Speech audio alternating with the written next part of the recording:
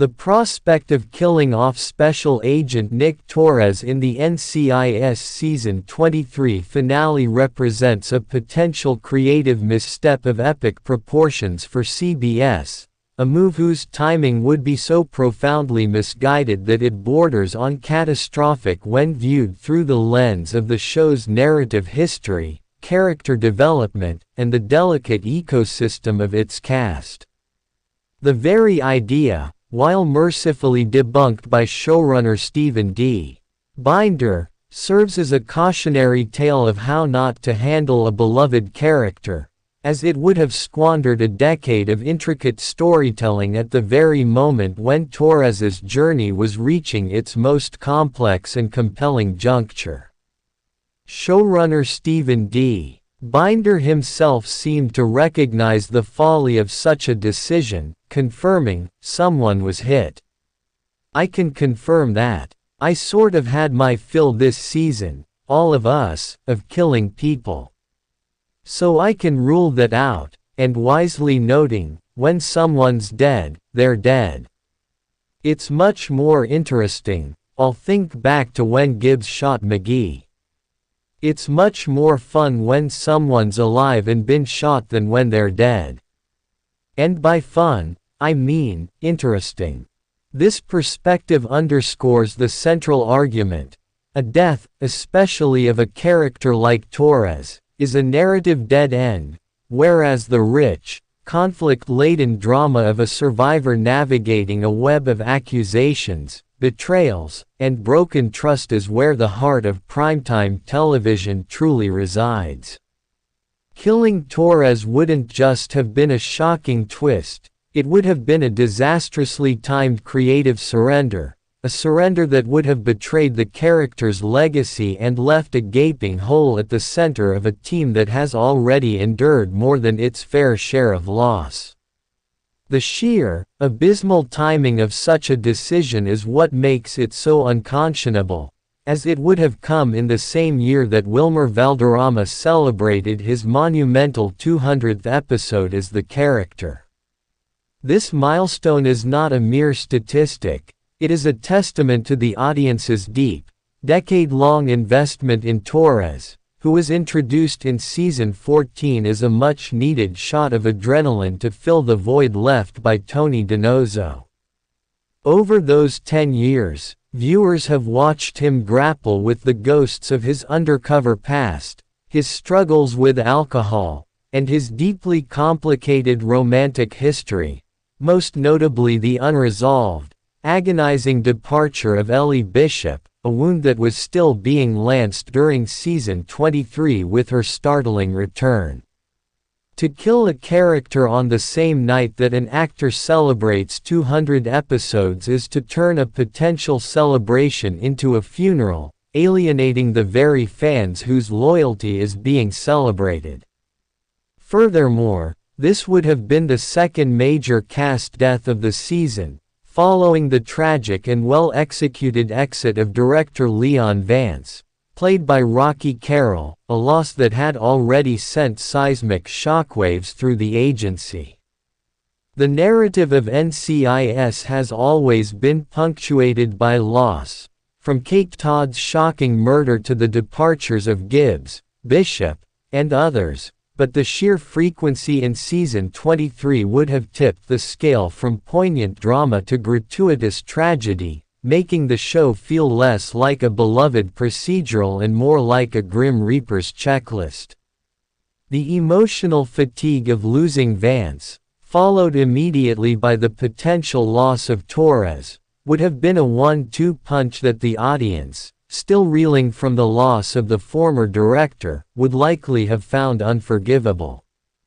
Beyond the emotional toll and terrible timing, the narrative ramifications of Torres's death would have been devastatingly short-sighted, as it would have completely derailed the rich, complex storylines that the finale had so carefully set up. The cliffhanger involving McGee's son, Mateo, was a masterclass in dramatic setup, presenting a scenario that promised to test the bonds of the team in ways that death simply cannot achieve. The true drama lies not in a bullet finding its mark, but in the aftermath of that confrontation. If Torres shot Mateo, the son of his longtime colleague and friend, the resulting rift with McGee would be a far more compelling and enduring conflict than any funeral could provide, forcing McGee into an impossible position between his loyalty to his son and his loyalty to his partner. Showrunner Stephen D. Binder hinted at this exact conflict, stating that McGee would be all kinds of conflicted when season 24 picks up, a far more interesting character study than the simple grief of a lost colleague.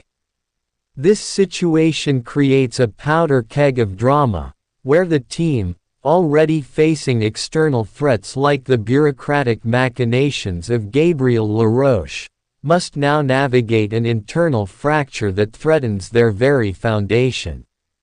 If the writers had chosen to kill Torres, they would have abandoned this intricate web of potential storylines for a cheap, shocking end, leaving the show to deal with the logistical nightmare of yet another cast departure rather than the intellectually stimulating challenge of writing a team in crisis.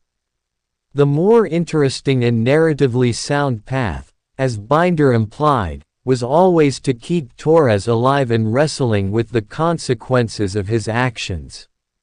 Moreover, the potential death of Torres would have been a catastrophic blow to the show's carefully balanced ensemble dynamic, especially at a moment when the series is trying to establish a new identity post-Gibbs. Torres, alongside McGee, has become a pillar of the major case response team, providing a gritty, street-smart counterbalance to the more methodical and by-the-book agents like Alden Parker and Timothy McGee. His dynamic with Jessica Knight has been a highlight of recent seasons, evolving from professional respect to a deeper, more complex personal connection, and killing him off would have robbed the show of a central relationship that has helped define this new era. As one analysis noted, Valderrama is one of the show's major stars, and killing him before exploring his hinted at hookup with Knight would have been a major bummer for viewers. It would have been a regression to the "kill your gays" trope, but applied to a character who has a history of troubled relationships, seemingly punishing him for his character's emotional vulnerability by denying him the chance at a happier, more stable future. The show has a history of letting beloved characters exit in tragic or abrupt ways. Kate Todd's murder and even Gibbs's quiet departure, but those moments often served as a catalyst for the show to evolve or to honor the character's legacy. In Torres's case, his death would have felt like a narrative dead end, a punishment for a character who has spent 10 years learning to trust and belong, denying him and the audience the satisfaction of seeing him truly grow. In the end, the decision to keep Nick Torres alive is not just a relief, it is a confirmation that the showrunners understand the value of patience and the power of living with consequences. The fact that the cliffhanger, a single gunshot echoing in the night, ignited such intense debate and anxiety proves that the audience cares deeply about these characters, and it is this investment that CBS must protect. The "worst timing ever" would not have been the act of killing him itself, but the act of doing so at the peak of his narrative relevance, robbing the audience of the chance to see him fight, struggle, and hopefully, emerge stronger from the crucible of season 24. By leaving his fate ambiguous but ultimately survivable, the show has set the stage for a season of high-stakes drama that will explore loyalty, justice, and the messy, complicated bonds that hold a found family together. This, far more than a shock value death, is the legacy that Torres and the show deserve, a legacy of resilience, where the real battle is not about who dies, but about how the living choose to go on.